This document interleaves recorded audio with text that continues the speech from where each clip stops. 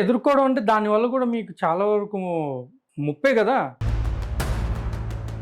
Right. అబద్ధానికి ఆయుష్ తక్కువ, ఆడంబరం ఎక్కువ. మరి ఒక పెద్ద పాస్టర్‌గా పిలువబడుతున్న వ్యక్తి హ్మ్. జై శ్రీరామ అనగానే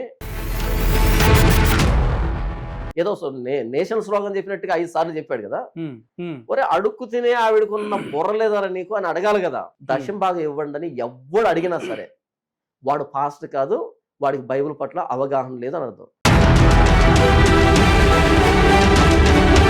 దశమ భాగం తీసుకుంటున్న వాళ్ళు హ్మ్. దాన్ని తీసుకుంటున్నారు గానీ, అసలైన విషయాలను ఎందుకు పాటించట్లేదు అని వారిని ఖండిస్తూ, గద్దిస్తూ, వారిని సమాజానికి ఎత్తి చూపెడుతూ, వీళ్ళు కేవలం డబ్బు తీసుకుంటున్నారు తప్ప ధర్మశాస్త్రం చెప్పిన విషయాలను వీళ్ళు పాటించట్లేదని దేవుని వాక్యం ఏదైతే చెప్పిందో, బైబిల్లో ఏదైతే రాయబడిందో దానినే ఒక పాస్టర్ ప్రకటించాలి.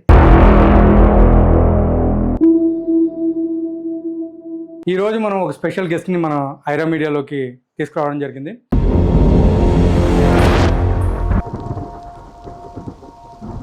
ఈరోజు జరిగే ఈ ఇంటర్వ్యూలో కొంతమందికి చిరుగుద్ది జాన్ పాల్ గారు. క్రైస్తవ్యం అనేది మిగిలినటువంటి ప్రపంచానికి తప్పుగా కనపడకూడదు. కొంతమంది వారి వ్యక్తిగత స్వార్థం కోసం క్రైస్తవ్యాన్ని అడ్డు పెట్టుకొని వాళ్ళ సామ్రాజ్యాలు నిర్మించుకుంటున్నారు. ఈ క్రమంలో క్రైస్తవ్యం నష్టపోతుంది.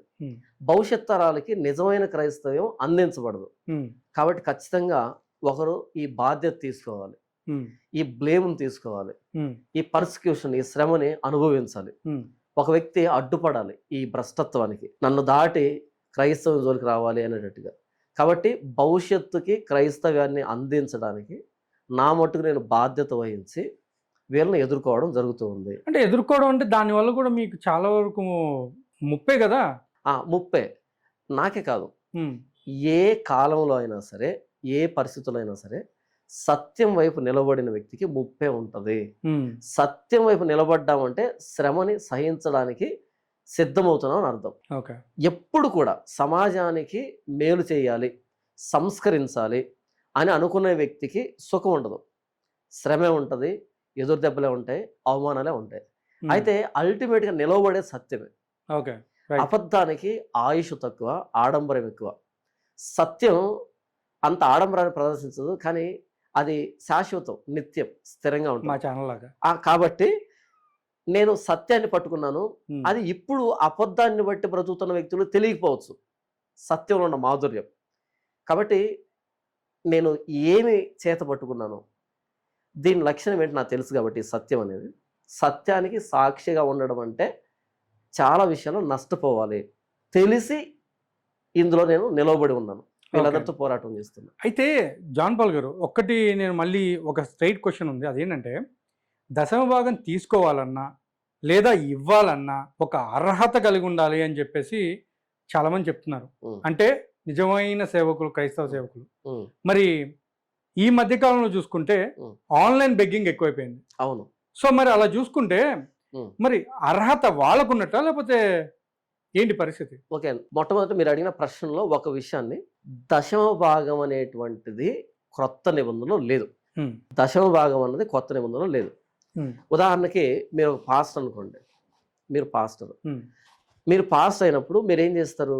సంఘాన్ని నడిపిస్తారు, బైబిల్ని టీచ్ చేస్తారు, విశ్వాసుల్ని పర్యవేక్షిస్తూ ఉంటారు. ఒక టీచర్ స్టూడెంట్స్ ఇచ్చేటువంటి ఫీజు మీదనే బ్రతుకుతాడు కదా, లేదా ఒక డాక్టర్ పేషెంట్లు ఇచ్చేటువంటి దాని మీదనే బ్రతుకుతాడు. ఒక యాక్టర్ ప్రేక్షకులు కొనేటువంటి టికెట్ల మీద బ్రతుకుతాడు. అలాగే ఒక పాస్టర్ సంఘం మీద ఆధారపడి బ్రతుకుతాడు. అయితే ఇక్కడ అంటే కొత్త నిబంధనలో బైబిల్ 2 భాగాలు, పాత నిబంధన, కొత్త నిబంధన. పాత నిబంధనలు ఏంటంటే, మీ సంపాదనలో 10వ భాగాన్ని లేవీయులకు ఇవ్వాలి అనేది దశమ భాగం అనే పేరు ఉండేది పాత నిబంధనలో. కానీ కొత్త నిబంధనలో ఎంత ఇవ్వాలి అనేది చెప్పబడలేదు. పాత నిబంధనలో ఎంత ఇవ్వాలి అని చెప్పబడింది, ఎలా ఇవ్వాలని చెప్పబడలే. కొత్త నిబంధనలో ఎంత ఇవ్వాలి అని చెప్పబడలే, ఎలా ఇవ్వాలి చెప్పబడింది. తేడా అర్థం చేసుకోండి. పాత నిబంధనలో ఎంత అనేది చెప్పబడింది, ఎలా అనేది చెప్పబడలే. కొత్త నిబంధనలో ఎంత అని చెప్పబడలే, ఎలా అని చెప్పబడింది. పాత నిబంధనలో 10% ఇవ్వాలి, 100 రూపాయలు వస్తే అందులో 10 రూపాయలు ఇవ్వాలి. కొత్త నిబంధన ఏంటంటే నువ్వు ఎంత ఇస్తున్నావు అన్నది పాయింట్ కాదు ఇక్కడ. రైట్. నువ్వు ₹1 ఇస్తున్నావా, ₹5 ఇస్తున్నావా, ₹10 ఇస్తున్నావా, లేదా ₹90 ఇస్తున్నావా, లేదా ₹100 ఇస్తున్నావా అన్నది పాయింట్ కాదు ఇక్కడ. ఎలా ఇస్తున్నావు? సంతోషంగా ఇస్తున్నావా, బాధపడుతూ ఇస్తున్నావా, పిసినితనంగా ఇస్తున్నావా, ధారాళంగా ఇస్తున్నావా, మొక్కుబడిగా ఇస్తున్నావా, లేకపోతే నీ బాధ్యతని ఇస్తున్నావా, లేకపోతే తప్పకిస్తున్నావా, లేకపోతే ఇది ఇస్తే దేవుడు నాకు ఇస్తాడనే ఒక పెట్టుబడి విధానంలో ఇస్తున్నావా, లేకపోతే సువార్త వ్యాప్తిలో నేను పాలిభాగస్తుని కావాలి అని ఇస్తున్నావా? కాబట్టి ఎలా ఇస్తున్నావు అన్నది కొత్త నిబంధన అయితే, పాత నిబంధన ఎంత. అయితే ఈరోజు చాలా మంది దశమ భాగం అనే పదాన్ని ఎవరైతే వాడతారో, ఇది కొండ గుర్తు, మీరు గుర్తుపెట్టుకోండి. అందరూ కూడా ఏ పాస్టర్ నోట్లో నుంచి అయితే దశమ భాగం ఇవ్వండి అని అంటాడు, ఏ పాస్టర్ నోట్లో నుంచి అయితే, అది కల్వరి టెంపుల్ సతీష్ కుమార్ దగ్గర నుంచే గల్లీలో పరిచయం చేసేటువంటి వ్యక్తి వరకు ఎవరైనా సరే, భవిష్యత్తులో నేను కూడా భవిష్యత్తులో నా నోట వచ్చిన నేనే మినహాయింపు కాదు, నా నోటి నుంచి వచ్చినా సరే దశమ భాగం ఇవ్వండి అంటే కనుక వాడు దొంగ. ఇది కొండ గుర్తు. ఎందుకో చెప్తాను కదండి. మనకు ఇంగ్లీష్ లో ఏబిసిడీలు అనేవి బేసిక్ కదా, అవి వస్తే గానీ మనం ఇంగ్లీష్ చదవడం, రాయడం, వినడం తెలియదు కదా. అలాగే బైబుల్లో బేసిక్ ఏంటంటే, పాత నిబంధనలో దశమ భాగం అనేది ఉంది, కొత్త నిబంధనలో లేదన్నది బేసిక్. అది ఒకవేళ పాత నిబంధనలో దశమ భాగం అనే దాన్ని నువ్వు కనుక తీసుకుంటే, ఏదో లాభసాటిగా ఉందని తీసుకుంటే, పాత నిబంధనలో సున్నతి ఉంది. ఎందుకు చేసుకోవట్లేదు? ఎందుకు చేసుకోవట్లేదు? పాత నిబంధనలో దశమ భాగం తీసుకుంటే కనుక, పాత నిబంధనలో ఉన్న పస్కా పండుగ కానీ, పర్ణశాలల పండుగ కానీ, లేకపోతే ఈ శృంగధ్వని పండుగ కానీ, విశ్రాంతి దినం కానీ, ఇలాంటి పండుగలు ఎందుకు చేయట్లేదు? ఇంకా అదే కాదు, సండే రోజు అంటే శనివారమో లేకపోతే ఆదివారమో, మరి విశ్రాంతి దినం రోజు అడవిలో కర్రలేరుకుంటున్నా అని చెప్పేసి ఒకరిని రాళ్ళతో కొట్టి చంపించేస్తారు. అవును, అదే మరి అదే విధంగా ఇప్పుడు కొట్టి చంపేయాలి కదా ఇట్లా. అవును, ఇప్పుడు పాత నిబంధనలో దశమ భాగాన్ని తీసుకున్నప్పుడు, పాత నిబంధనలో నైవేద్యం ఉంది, హోమం ఉంది, అర్పణ ఉంది, బలి ఉంది. ఎందుకు మీరు దాన్ని చేయట్లేదు? పాత నిబంధనలో దశమ భాగం అనే పదాన్ని మీరు తీసుకున్నప్పుడు లాభసాటిగా ఉందని, పాత నిబంధనలో దశమ భాగం ఒక్కటే ఉందా? 4 రకాల దశమ భాగాలు ఉన్నాయా?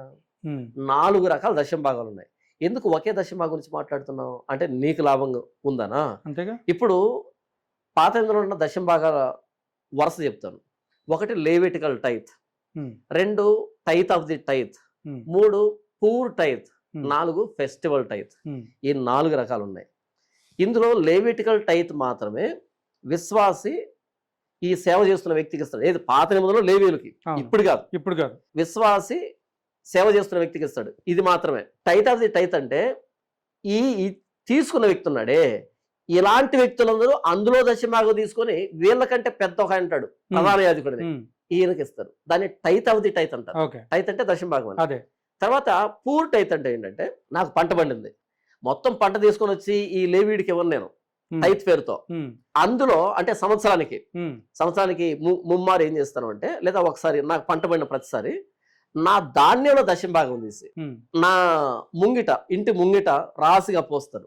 పోసినప్పుడు ఏంటంటే, ఆ వీధిలో ఉన్నటువంటి, ఆ ప్రాంతంలో ఉన్నటువంటి, ఆ చుట్టుపక్కల ఎవరైనా, వాళ్ళ నా సంబంధం లేదు, వాడు పేదవాడు అయి ఉండాలి చాలు, అంతే. అక్కడ పోయడమే నా బాధ్యత. వాళ్ళు వచ్చి ముంచుకొని వెళ్ళిపోతారు. ఎందుకంటే నా సమృద్ధిలో వాళ్ళు పాలిభాగస్తులు. ఎందుకంటే బీదను వెక్కిరించువాడు వాని సృష్టికర్తను వెక్కిరించినట్టని బైబిల్లో రాయబడింది. ధనవంతులు దరిద్రులు ఇద్దరు కలిసి ఉంటారు, వారిద్దరిని చేసిన వాడు యెహోవాయే అని రాయబడింది. బీదలు దేశంలో ఉండక మానరు. కాబట్టి నీవు వారికి సహాయం చేయడానికి వెనకంజి వేయకూడదు. నువ్వు వాళ్ళకు సహాయం చేస్తున్నావు అంటే యెహోవాకు అప్పిచ్చినట్టు. బీదకు నీవు సహాయం చేస్తే వాడిని సృష్టించిన యెహోవాకు అప్పిచ్చినట్టు. బీదను గనక బాధిస్తే యెహోవా నిన్ను శపిస్తాడు, నిన్ను శిక్షిస్తాడనే మాటలు బైబిల్ రాయబడ్డాయి. కాబట్టి నా సమృద్ధిలో, నా పోలికలో చేయబడిన, నా దేవుని చేత చేయబడిన నా తోటి మనిషి ఎందుకు ఆకలితో ఉండాలి? నేను సమృద్ధిగా పండింది కదా, నాకు వాడి భూమి లేదు, నాకు ఉంది. కాబట్టి దశమాగం తీసుకొచ్చేవాళ్ళు పేదవాళ్ళు తినాలి. పూర్ టైత్ ఎక్కడైనా బోధిస్తున్నారు చర్చిల్లో? అసలు ఒకవేళ దశమ భాగం అనేది తీసుకుంటే ఎందుకు వన్ వే, వాడెవడో నువ్వు తీసుకోవడం ఇంతేనా? నువ్వెవరికి ఇవ్వవా? పూర్ టైత్ అనేది నేర్పించే వాళ్ళకి పూర్కి ఇచ్చేది. ఇకపోతే ఫెస్టివల్ టైత్, నా ఇంట్లో ఏదైనా పండుగ జరుగుతున్నప్పుడు, శుభకార్యం జరుగుతున్నప్పుడు, లేదా పండగప్పుడు అప్పుడు నేను ఒక్కనే చేసుకుని తినడం కాదు, నాతో పాటు లేని వాళ్ళు కూడా తినాలి. నా ఇంటికి వచ్చి అడుక్కోవడం కాదు, కరెక్ట్. వాళ్ళు కూడా తినాలంటే అప్పుడు కూడా దశమ భాగం తీసుకొచ్చి ముందు ఆ బయట ముంగిట రాసుగా పోసి బట్టలు కానీ ఏదైనా సరే వాళ్ళు తీసుకోవాలి. నేను పొందుతున్న సంతోషాన్ని వాళ్ళు కూడా పొందాలి. ఇంత అద్భుతమైనటువంటి దశమ భాగం అనే పదాన్ని తీసుకొచ్చి ఆ రోజు ఇశ్రాయేల్ దేశంలో జరిగింది అది. కానీ ఈ రోజు ఒక్కటే ఎందుకు నేర్పిస్తున్నావు? లెవిటికల్ టైత్ అని ఒక్కదాన్ని వాళ్ళు తీసుకుని రావాలి, వీడు తినాలి. నాకు తెలియక అడుగుతాను. ఇక్కడ పాస్టర్ గారు అనేసి ఎవరైతే మాట్లాడుతున్నారో ఈ పాస్టర్లు అందరూ కూడా ఏం చేస్తున్నారంటే అడుక్కు తినే వాళ్ళు ఉంటారు చూడండి. పాపం వాళ్ళని నేను అట్లా అన్నాను కాదు, కానీ ఓ మాట వాళ్ళ దగ్గర లేకే వాళ్ళు ఆ పని చేస్తున్నారు. సో వాళ్ళని ఒకనొక ఎవరో ఒక పర్సన్ అడిగినప్పుడు, నేను చెప్పేది రాధా మనోహర్ దాస్ గారి గురించి అయితే కాదు, వేరే ఆయన అడిగితే వాళ్ళు చెప్పిన సమాధానం ఏంటో తెలుసా? ఇప్పుడు మీరు చర్చికి వెళ్తున్నారు కదమ్మా ఎవ్రీ సండే అంటే, వెళ్తున్నామండి అని అంటారు. సరే వెళ్ళినప్పుడు మీరు ఇప్పుడు మేము మీకు వేస్తున్నాం కదా, మీరు ఇందులో నుంచి మీరు ఎంతవరకు ఇస్తారంటే ప్రతి వారం ఇస్తామండి. ఇప్పుడు ఒకవేళ వారానికి ఒక 500 వచ్చినాయి అనుకోండి, 50 రూపాయలు ఇచ్చేస్తాం అనేసి చెప్తూ వచ్చారు వాళ్ళు. సో ఇలా చూసుకుంటూ పోతే వాళ్ళ దగ్గర నుంచి కూడా దశమ భాగాన్ని వదిలే ప్రసక్తే లేదు. ఇంకొకటి ఏంటంటే ఇక్కడ ఏ క్రైస్తవుడు కూడా భిక్షగాడుగా ఉండకూడదు. రైట్. బైబిల్ చెప్పినటువంటి ఏంటంటే మీరు ఏ పని చేయకుండా భోజనం చేయకూడదు అని రాయబడింది. నీకు కాళ్ళు చేతులు సరిగ్గా లేవా, అవయవాలు సరిగ్గా లేవా, కరెక్ట్, భిక్షం ఎత్తుతున్నావు అంటే ఇక నీకు వేరే దారి లేనప్పుడు, అంటే ఎక్స్ట్రీమ్ అది భిక్షం అన్నది ఎక్స్ట్రీమ్ అన్నది, నీకు ఆత్మాభిమానం ఎందుకు లేకుండా పోయింది? ఆయన యేసుప్రభువుని నమ్ముకొని భిక్షం ఎత్తడం ఏంటి? ఒక చర్చిలో ఒకవేళ కాళ్ళు చేతులు సరిగ్గా లేని వాళ్ళు ఉన్నారనుకోండి, ఒక చర్చిలో ఆ చర్చికి 100 మంది అటెండెన్స్ అనుకోండి, 100 మంది. నీ 100 మందిలో ఒక వ్యక్తి అడుగు తినడానికి వెళ్తున్నాడు అంటే ఎవరికి అవమానం? అది చర్చికి అవమానం. చర్చికి అవమానం కదా, చర్చికి మెయిన్ కదా. బైబిల్ చాలా స్పష్టంగా చెప్పింది ఏంటంటే సంఘంలో ఎవరైతే దిక్కులేని వాళ్ళు, అనాథలు, విధవరాండ్రు, ఆరోగ్యం బాగాలేని వాళ్ళు, అభాగ్యులు ఉంటారో వాళ్ళని సంఘం పోషించాల, వృద్ధుల్ని సంఘం పోషించాల. సంఘంలో నుంచి ఒక వ్యక్తి అడుక్కోవడానికి పోతున్నాడంటే నువ్వు అడుక్కున్నట్టు, పాస్గా నువ్వు అడుక్కున్నట్టు. కాబట్టి ఏంటంటే ఇలా అడుక్కునే వ్యక్తి చర్చిలో ఉన్నాడంటే క్రైస్తవ వ్యవస్థని అవమానిస్తున్నావు పాస్టర్గా. ఈ వ్యక్తి అడుక్కొచ్చి నీకు ఇస్తున్నాడంటే సిగ్గు అనిపించట్లేదా తీసుకోవడానికి? కరెక్ట్గా సిగ్గు అనిపించట్లేదా? అడుక్కునే వాళ్ళ దగ్గర తీసుకోవడం నా తెలియదు అడుగుతాను, అమ్మా ఎందుకు అడుక్కుంటున్నావు, అయ్యా ఎందుకు అడుక్కుంటున్నావు? ఒకవేళ నిజంగా అవయవాలు బాగలేవా, ఇంక వేరే దారి లేదా, అలాంటప్పుడు నువ్వు అడుక్కోవద్దు. ఆ వ్యక్తికి ఏదైనా ఆ వ్యక్తి చేయగలిగినటువంటి నీ చర్చిలో ఏదైనా ఒకటి చూపించు, నీ చర్చి చేయగలిగింది చూపించు, లేదా ఆ వ్యక్తి ఏదైనా అమ్ముకోగలిగిందో ఏదైనా పెట్టించు. చర్చ్ అంటే కుటుంబం, చర్చ్ అంటే కుటుంబం. కుటుంబంలో 10 మంది ఉన్నప్పుడు అందులో 2 సంపాదించవచ్చు, మిగిలిన 8 మంది అందరూ సమిష్టిగా పంచుకుంటారు. అది నేను సంపాదిస్తున్నాను నువ్వెందుకు తింటున్నావు అని అందరూ కుటుంబం. చర్చ్ అన్నది కుటుంబంతో పోల్చబడింది. మరి 99 మంది సంపాదిస్తున్నప్పుడు ఒక్కరిని పోషించకుండా వాడిని రోడ్డు మీద వదిలిపెట్టావంటే అది అసలు చర్చనా? ఆయన వాడు అడుగు తిరిగి వచ్చి ఇస్తూ ఉంటే నీకు ఆత్మాభిమానం ఏమైంది? వాడి దగ్గర కూడా తీసుకుంటున్నావేంటి? కాబట్టి అది చర్చి కాదు, వాడు పాస్ట్ కాదు, ఇది అసలు చర్చ్ చెప్పినటువంటి మోడల్ కాదు ఇది. కాబట్టి ఎవరైనా క్రిస్టియన్స్ లో బెగ్గర్స్ ఉంటే ఫస్ట్ ఆఫ్ ఆల్ బైబుల్ వాళ్ళని సపోర్ట్ చేయదు, అంటే బైబుల్ వాళ్ళని బెగ్గింగ్ కి అలో చేయదు. ఆత్మాభిమానం ఏమైంది మీకు? ప్రార్థన చేయండి ప్రభువుని, లేదా మీరు వెళ్తున్న సంఘాన్ని అడగండి, ఆ వ్యక్తి మిమ్మల్ని పోషించాలి. ఇది ఒక్క వెర్షన్ నేను చెప్పింది. ఇప్పుడు ఇంకో వెర్షన్ కూడా చెప్పాలి. ఇప్పుడు ఇక్కడ నేను రాధా మనోహర్ దాస్ గారిని తీసుకుని రావాలి. ఓకే. ఆయన ఒకనొక బెగ్గర్, అంటే ఒక ఆవిడ్ని, ఆవిడ్ని అడుగుతారు, అమ్మా జై శ్రీరామ్ అంటావా లేకపోతే ఏంటి పరిస్థితి అన్నా సార్ అన్నప్పుడు 50 రూపాయలు ఇస్తా అంటావా అనవా, 100 రూపాయలు ఇస్తా, మా వైపు వచ్చేస్తావా రా అంటే రాను, నేను దేవుణ్ణి నమ్ముకుని దేవుడు నన్ను చల్లగా చూస్తున్నాడు అని చెప్పిన తర్వాత ఆవిడ్ని సెలబ్రిటీ చేశారు ఇక్కడ పాస్టర్లు. మీరు అది గమనించారా లేదా? గమనించారు. అసలు ఆవిడ్ని పాస్టర్లు ఒక రేంజ్ లో లేపుకుని వాళ్ళు ఎక్కడైనా ప్రోగ్రామ్ జరుగుతుందంటే ఆవిడ తీసుకుని వెళ్ళిపోతున్నారు. మరి అది ఎంతవరకు కరెక్ట్ అంటే ముందేమో పట్టించుకోవాలా, ఇప్పుడు ఒకళ్ళు వచ్చి అట్లా క్వశ్చన్ చేసేసరికి ఆవిడ చెప్పిన సమాధానం నచ్చేసరికి పొలమని తీసుకుని వెళ్ళిపోతున్నారు. ఆవిడ నీకు డబ్బు ఇస్తాను జై శ్రీరామును అన్నప్పుడు, నేను అనను అన్నప్పుడు అంత హైలైట్ చేశారు కదా. Okay, very good. హైలైట్ చేసిన మళ్ళీ వద్దాం, వెరీ గుడ్, హైలైట్ చేశారు. ఎందుకంటే నువ్వు మాట మీద నిలవబడ్డావు, అసలు ఆ మాట పలకలేదు నువ్వు, అసలు ఆ వ్యక్తి ఎంత డబ్బు ఇచ్చినా వద్దన్నావు, ఇది కదా నిక్కచ్చితనం అంటే హైలైట్ చేశారు కదా. శబాష్ శబాష్. మరి ఒకడు కేఆర్ టీవీకి వెళ్ళి జై శ్రీరామ్ అని అంటే పుసుకుమని 5 సార్లు జై శ్రీరామ్ అన్నాడు ఒక పాస్టర్, వాడిని ఎందుకు వదిలిపెట్టారు? ఇది ప్రశ్న. ఒక ముసలావిడ జై శ్రీరామ్ అంటూ అనమంటే అనను అన్న దానికి ఇంత లేపితే ఆవిడ్ని, మరి ఒక పెద్ద పాస్టర్ గా పిలువబడుతున్న వ్యక్తి జై శ్రీరామ అనగానే 5 సార్లు పుసుకుమని అని, అందులో ఏముంది నేను అంటానని ఏదో నేషనల్ స్లోగన్ చెప్పినట్టుగా 5 సార్లు చెప్పాడు కదా, మరి వీణెందుకు మీరు దించట్లేదు? ఇవి నెత్తినప్పుడు ఆవిడ దించాలి కదా. ఒరే అడుక్కు తినే ఆవిడకున్న బుర్ర లేదరా నీకు అని అడగాలి కదా. ఎందుకు అక్కడ తేలుగుట్టిన దొంగల్లాగా ఉన్నారు? కేరళ టీవీలో ఆయన జై శ్రీరామను అనగానే అనేసాడు, 5 సార్లు అనేసాడు. యాంకర్ కూడా షాక్ అయిపోయి ఏంటి ఇది నిజమా అని. కానీ ఈ అడుగు తినే ఆవిడ ఆనందం అనేటువంటి ఆవిడ అను అన్నప్పుడు నేను అనను అని చెప్పింది. వీళ్ళిద్దరు ఎవరు క్రైస్తవానికి రోల్ మోడల్? ఎవరు క్రైస్తవానికి రోల్ మోడల్? ఈవిడే కదా. అంతే. మరి ఆ వ్యక్తిని ఎందుకు ప్రశ్నించట్లేదు? అంటే ఇప్పుడు ఇక్కడ ఏమొచ్చిందంటే, భారతదేశంలో జై శ్రీరామ్ అనే అనడం వల్ల తప్పే ఉంది ఒకటి. రెండోది వచ్చి, ఇప్పుడు నేను క్రైస్తవుని, నేను ఫాలో అయ్యేది జీసస్ క్రైస్ట్ కానివ్వండి, లేకపోతే నేను నా ఇష్టం నేను ఫాలో అవుతున్నాను. అవును, నేను ఆయన ఫాలో అవుతున్నాను కదా అని చెప్పేసి నేను ఇతర మతాలను నేను దూషించలేను కదా. నేను అనకపోవడం అంటే వాళ్ళు దూషించినట్టు కాదు. అనకపోవడం అంటే ఇప్పుడు ఎవరైనా తీసుకుని నెగిటివే తీసుకుంటారు కదా. అలా చూసుకుంటే వాళ్ళ ఇష్టం వచ్చింది తీసుకోమను. నేను బైబిల్ పట్టుకున్నా, యేసు నమ్ముకున్నా, బైబిల్ సంబంధించి యేసు సంబంధించి నేను ప్రకటించుకుంటాను. అంతేగాని ఇంకొకరు వచ్చి అదేను ఇదనంటే నేను అనను, అనాల్సిన అవసరం నాకు లేదు. ఇప్పుడు ఇక్కడ అయితే నేను మీకు ఒక పర్సన్ గురించి చెప్పాలి. వినోద్ గారు అని చెప్పి రీసెంట్లీ నిన్ననే ఒక ఇంటర్వ్యూ చేశాను నేను. ఆయన దేవుడి యొక్క సేవలో గత 20 సంవత్సరాల నుంచి ఒక్క ఇంటర్వ్యూ కోసం వెయిట్ చేస్తున్న పర్సన్ ఆయన. సో ఆయన్ని నేను ఇదే క్వశ్చన్ వేసినప్పుడు ఆయన ఏమన్నాడంటే, పరిశుద్ధాత్మతోటి పొందిన అదే ఎట్లా అంటే జీవితాన్ని మార్చేస్తుంది అనేసి అనుకుంటూ ఉంటారు, అది తప్పు అని చెప్పడం జరిగింది. అది కాదంట. అసలు జీవించడం అంటే ఐ మీన్ నిజంగా యేసు ప్రభువులోకి వెళ్ళడం అంటే ఏంటంటే, నువ్వు తిరిగి జన్మించడం. అది బాప్టిజం తోటి అందరూ ఏమనుకుంటున్నారంటే, బాప్టిజం అంటే వాటర్లోకి డిప్ అయ్యి మళ్ళీ అప్ అయ్యి, అది కాదు. ఇదేంటంటే నీ మనసులో లోపల నువ్వు మారడం. అలా మారినట్లయితే నువ్వు వేరే వాళ్ళని ఎప్పుడు కూడా దూషించవు, ఆ థాటు ఉండదు, ఆ ఆలోచన ఉండదు. ఇంకొకటి, వేరే వాళ్ళు ఏం చేసినా గానీ నువ్వు యేసు ప్రభువుని వదిలే ఛాన్సే ప్రసక్తే ఉండదు అని చెప్పడం జరిగింది. సో ఇక్కడ జై శ్రీరామ్ అన్నా ప్రాబ్లం లేదు, ఏమన్నా ప్రాబ్లం లేదు. కాకపోతే మీరు ఫాలో అవ్వకూడదు, అది మెయిన్ అక్కడ ఆయన చెప్పింది. మీరు చెప్పండి. నూతన జన్మ, నూతన సృష్టి, లోపల నుంచి పుట్టడం, పైనుంచి పుట్టడం, రెండవ జీవితం ప్రభువైన యేసుక్రీస్తులో, అది డిఫరెంట్. అయితే ఈ ఇతర మతాలకు సంబంధించినటువంటి స్లోగన్స్ ఏవైతే ఉన్నాయో అసలు అది బేసిక్.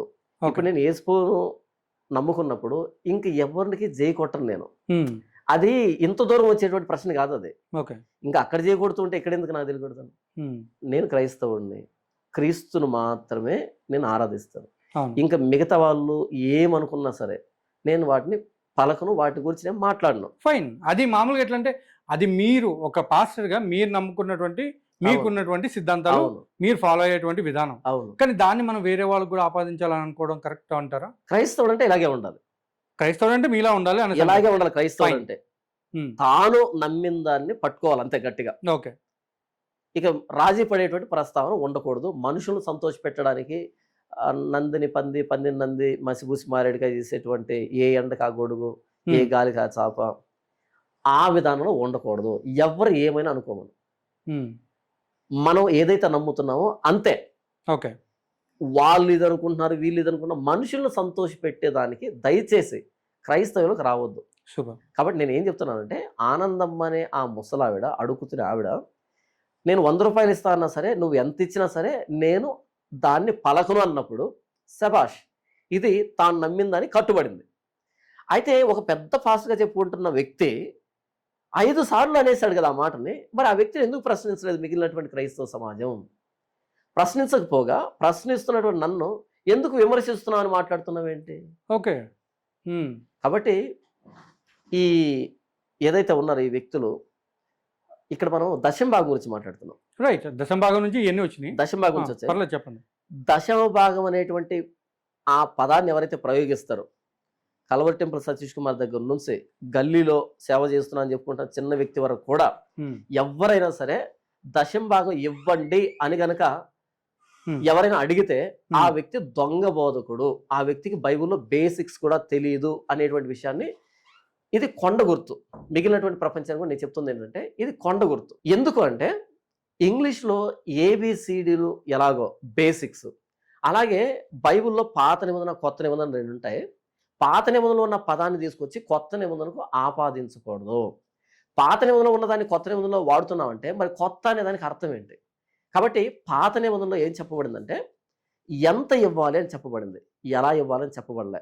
కొత్త నిబంధనలో ఎంత అని చెప్పలే, ఎలా అని చెప్పబడింది.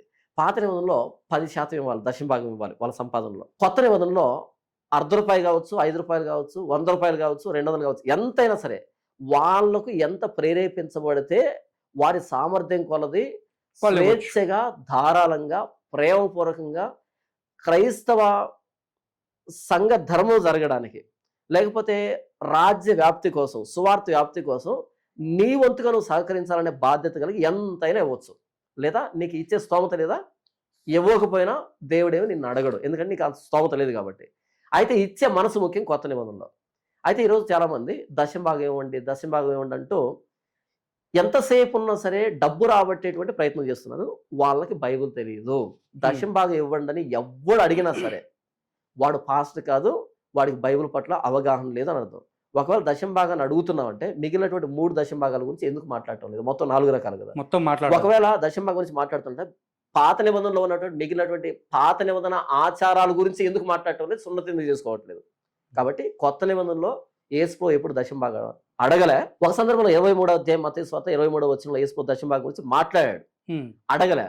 అక్కడ ఎలా మాట్లాడాడు అంటే వాళ్ళను వెటకారం చేస్తూ మాట్లాడాడు. దశంభాగం తీసుకుంటున్న వాళ్ళు దాన్ని తీసుకుంటున్నారు కానీ అసలైన విషయాలను ఎందుకు పాటించట్లేదు అని వారిని ఖండిస్తూ, గద్దిస్తూ, వారిని సమాజానికి ఎత్తి చూపెడుతూ వీళ్ళు కేవలం డబ్బు తీసుకుంటున్నారు తప్ప ధర్మశాస్త్రం చెప్పిన విషయాలను వీళ్ళు పాటించట్లేదని వాళ్ళని ఖండిస్తూ చెప్పినటువంటి నెగిటివ్ టోన్లో చెప్పినటువంటి విషయాన్ని యేసు దశంభాగం గురించి చెప్పాడు, అడిగాడు అనేటట్టుగా మాట్లాడుతున్నారు. కాబట్టి యేసు ఇప్పుడు దశంభాగం అడగలే, అపోస్తలు ఇప్పుడు దశంభాగం అడగలే. ఈరోజు పాస్టర్లు దశంభాగం ఎందుకు అడుగుతున్నారు? మరి మేము ఎలా బ్రతకాలండి అని అంటారేమో. ఎలా బ్రతకాలన్నది దేవుణ్ణి అడగండి, నన్ను కదా అడగాల్సింది. ఎలా బ్రతకాలని దేవుణ్ణి అడగండి. ఆయన పోషిస్తే బ్రతకండి, లేకపోతే ఏదైనా పని చేసుకోండి, బేల్దారి పని చేసుకోండి, లేకపోతే బస్ స్టాండ్లో పల్లీలు అమ్ముకోండి. అవి కూడా వృత్తులే, అవేం తక్కువేం కాదు. కాబట్టి ఏం చేస్తారు అంటే మీకు బైబిల్ తెలిస్తే బోధించండి, తెలియకపోతే ఇంటి దగ్గర మౌనంగా ఏదైనా పని చేసుకోండి. మీరు అనవసరంగా వచ్చి పాత నిబంధనల విషయాలు, కొత్త నిబంధనల విషయాలు అన్ని కలగూరు గంపజేశారనుకోండి, భవిష్యత్ తరాలకి ఏది క్రైస్తవ్యమో ఏది నకిలీ క్రైస్తవమో తెలియకుండా ఉండేటువంటి పరిస్థితి ఏర్పడుతుంది. ఆల్రెడీ ఇప్పుడు ఉన్నటువంటి పరిస్థితుల్లో అట్లానే ఉన్న జనాలు కూడా, అండ్ యువత మెయిన్గా అసలు వాళ్ళు ఎంత కన్ఫ్యూజన్లో ఉన్నారంటే క్రైస్తవ్యం గొప్పదా, లేదా హైందవ్యం గొప్పదా, లేకపోతే ఇస్లాం గొప్పదా, ఈ క్వశ్చన్స్ వాళ్ళకి లిటరల్లీ ఉన్నాయి. అవును. సో దాన్ని బట్టి వీళ్ళందరూ ఏం చేస్తున్నారంటే ఇప్పుడు కొంతమంది అసలు ఏది వద్దు. ఇప్పుడు ఎవరైతే ఇప్పుడు సపోజ్ ఆయన హిందూ అయ్యాడు, ఐ మీన్ హిందూగా పుట్టాడు, ఈయన క్రిస్టియన్గా పుట్టాడు, ముస్లింగా పుట్టాడు, వాటిని వదిలేసేసి ఇప్పుడు వాళ్ళ ఇష్టారాజ్యంగా బతకాల్సి వస్తుంది. సో అంటే ఇప్పుడు దేవుడి మీద భక్తిని కూడా వీళ్ళు పోగొట్టున్నట్టే కదా మరి అట్లా చూస్తే. అంటే వీళ్ళు చేస్తున్నటువంటి విషయాలను బట్టి దీని గురించి అవగాహన లేనటువంటి వ్యక్తులు అందరూ ఎలాగే ఉన్నారులే, ఏదైతే ఏముంది అనేటట్టుగా వాళ్ళు భక్తిని కోల్పోతున్నారు, దేవుడి పట్ల ఆ విశ్వసనీయతని కోల్పోతున్నారు. ఎందుకంటే వ్యక్తులు చేసేటువంటి పొరపాట్లు వ్యవస్థ మీద ప్రభావాన్ని చూపెడతారు. రైట్. వ్యక్తులు చేసే పొరపాట్లు, వాళ్ళ స్వార్థ పనులు వ్యవస్థ మీద ప్రభావాన్ని చూపెడుతున్నాయి. అదే కదా మీరు అంటున్నారు. రైట్, అదే కదా. ఇప్పుడు ఇంకొక విషయం ఏంటంటే మీరు మీ ఛానల్లో ఏదైతే ఎండగట్టడానికి ప్రయత్నం అయితే చేస్తున్నారో ఆ ఎండగట్టుల్లో ఉన్నటువంటి ముఖ్య ఉద్దేశం ఈ రోజు మన ఐరా మీడియాలో చెప్పండి. దేవుని వాక్యం ఏదైతే చెప్పిందో, బైబిల్ ఏదైతే రాయబడిందో దానినే ఒక పాస్టర్ ప్రకటించాలి, దాన్నే సంఘం పాటించాలి. ప్రతి క్రైస్తవుడికి ప్రమాణం బైబిల్. ఇది ఆబ్జెక్టివ్. అంటే ఆయన ఇచ్చాడు ఆయన వాక్యాన్ని, దీన్ని అందరూ ఫాలో అవ్వాలి ఎవరైనా సరే. సబ్జెక్టివ్ అంటే అర్థం ఏంటంటే నాకు ఇష్టం వచ్చినట్టుగా మలుచుకోవడం, నా అభిప్రాయాలు సంఘం మీద రుద్దడం, నా కోరికలు నెరవేర్చుకోవడం, నా క్షేమం కోసం, నా సామ్రాజ్య స్థాపన కోసం ప్రాకులాడడం. ఇప్పుడు నేను పాస్టర్ని లేదండి, నేను ఒక టీచర్ని అనుకుందాం. నేను క్లాస్ రూమ్లోకి ఎంటర్ అయిన తర్వాత నా అనుభవాలు, అభిప్రాయాలు, ఆలోచనలు, నా సూచనలు, నా సలహాలు పిల్లలు కావాలన్నా, లేకపోతే ఆ సంవత్సరానికి గవర్నమెంట్ ఏదైతే టెక్స్ట్ బుక్ వాళ్ళకి ఇచ్చిందో దాన్ని నేను ఎక్స్ప్లెయిన్ చేయాలన్నా, దాన్ని ఎక్స్ప్లెయిన్ చేయాలి. ఓకే, దాన్ని ఎక్స్ప్లెయిన్ చేయాలి. దాన్ని ఆబ్జెక్టివ్ అంటారు. ఆబ్జెక్టివ్ అంటే అర్థం ఏంటంటే వాళ్ళు ఒకటి ఇచ్చారు, దాన్ని నేను వాళ్ళకి బోధించాలి. ఇందులో నా అభిప్రాయాలు, నా అనుభవాలు ఏం పనికిరావు. కానీ సబ్జెక్టివ్ అంటే అర్థం ఏంటంటే, నేను క్లాస్‌లోకి వచ్చాను, ఇది పక్కన పెట్టేశాను, నా ఇష్టం వచ్చింది మాట్లాడుకుంటాను. నేను సబ్జెక్టివ్‌గా టీచ్ చేసినప్పుడు, అంటే నా సొంతంగా నేను చెప్పినప్పుడు పిల్లలు బాగుపడతారా? ఆబ్జెక్టివ్‌గా అంటే వాళ్ళు ఇచ్చినప్పుడు టెక్స్ట్ బుక్, వాళ్ళ సిలబస్‌ని వాళ్ళకి చెప్పినప్పుడు వాళ్ళు బాగుపడతారా? మీకు ఏ సబ్జెక్ట్ అయితే వాళ్ళ గవర్నమెంట్ ఇచ్చిందో ఆ! దాన్ని చెప్తేనే కదా పిల్లలకి బాగుపడతారు మార్కులు కదా! వచ్చేది. నా సొంత అభిప్రాయాలు చెప్పినప్పుడు పిల్లలు చెడిపోతారు కదా! ఆబ్వియస్లీ. ఇది దేవుడిచ్చాడు క్రైస్తవ్యానికి. క్రైస్తవుడు అంటే ఇది ఇచ్చాడు. ఇప్పుడు నేనేం చేయాలంటే దీన్ని బోధించాలి. దీన్ని ఎక్స్‌ప్లెయిన్ చేయడానికి నేనున్నాను తప్ప, నా సొంత విషయాలు చెప్పడానికి కాదు. దీన్ని ఎక్స్‌ప్లెయిన్ చేయడానికి మాత్రమే. ఇది చెప్పినప్పుడే క్రైస్తవ్యం వర్ధిల్లుతుంది.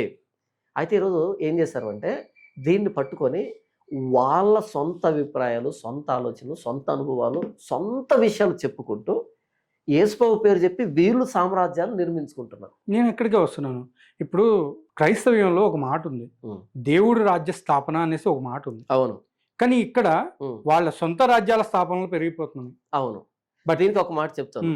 ఎందుకు నేను ఇంత పోరాటం చేస్తున్నాను అంటే, 1 ఎకరా భూమి ఉంది. నేను ఆ ఎకరా భూమిలో పంట వేద్దాం అనుకున్నా. ఎకరా భూమిలో పంట వేద్దాం అనుకున్నప్పుడు నేరుగా విత్తనాలు చల్లాలన్నా, లేకపోతే ఆ భూమిని శుద్ధి చేయాలన్నా, ఆ భూమిని శుద్ధి చేయాలి ఫస్ట్. దాన్ని దున్నాలి, దాని రాళ్ళన్నీ తీసివేయాలి, దాన్ని కలుపు తీసివేయాలి, దాన్ని ఆరబెట్టాలి. ఒక నెల పాటు అలా గుడ్లు పాడు ఏమన్నా అంటే అవి పిగిలిపోయి అది చెడిపోయేదానికి, దానికి సత్తు వేయాలి, నీళ్లు కట్టాలి, మొత్తం అంతా చదును చేయాలి. అటు తర్వాత విత్తనం వేస్తే పంట చేతికి వస్తుంది నాకు కదా. ఆ పంట వచ్చేటప్పుడు మధ్యలో కలుపు ఉంటుంది. ఆ కలుపును పదే పదే నేను తీసుకుంటూ నేను వేసినటువంటి విత్తనానికి సంబంధించి మొక్క ఎదిగేటట్టు చూసుకునేదానికి ఇతర మొక్కలు పెరగకుండా నేను కలుపు తీసుకుంటూ ఉండాలి. మొట్టమొదట భూమిని శుద్ధి చేయకుండా నేను విత్తనం వేస్తే వేసిన విత్తనం వృధా అయిపోతుంది కదా. నేను అదే చేస్తున్నా. నేను ఎందుకు ఇలా పోరాటం చేస్తున్నానంటే, బైబిల్కు సంబంధించిన క్రైస్తవ్యాన్ని స్థాపించాలి. బైబిల్ చెప్పినట్టు క్రైస్తవ్యం రావాలి. బైబిల్లో ఉన్న వాక్యాలు ప్రమాణంగా తీసుకునేటువంటి క్రైస్తవ్యం రావాలి. యేసుప్రభు మాటలు క్రైస్తవ్యాన్ని పరిపాలించాలి అనేటువంటి ఒక ఉద్యమం చేస్తున్నా. దీనికి గాను మొదట నేను శుద్ధి చేయాలి. దీనికంటే ముందు పాతుకుపోయినటువంటి కలుపు, రాళ్ళు, ఎత్తు పల్లాలు, గందరగోళ పరిస్థితి, వీటన్నిటిని నేను తీసివేయాలి. రైట్. కసబ్ అసెంబ్లీ మీద దాడి చేశాడా, లేకపోతే ఇంకా వేరే ఎక్కడైనా దాడి చేశాడండి? కసబ్ ఈ శివాజీ, ఛత్రపతి శివాజీ టర్మినస్ దగ్గర అమాయకుల్ని వాళ్ళని కాల్చి చంపాడు కదా. ఎక్కడ? ఈ తాజ్ హోటల్లో కానీ, తాజ్ హోటల్లో జరిగింది. అవును. కానీ అసెంబ్లీలో అని చెప్పి అట్లా మాట్లాడేసాడు, ఎంతవరకు కరెక్ట్ అండి? ఇంక వాళ్ళ విజ్ఞతకి వదిలిపెట్టాడు. అంటే ఎందుకంటే ఇప్పుడు మన దగ్గర కెమెరా ఉంది, ఏది పడితే అది మాట్లాడేసినా మనకి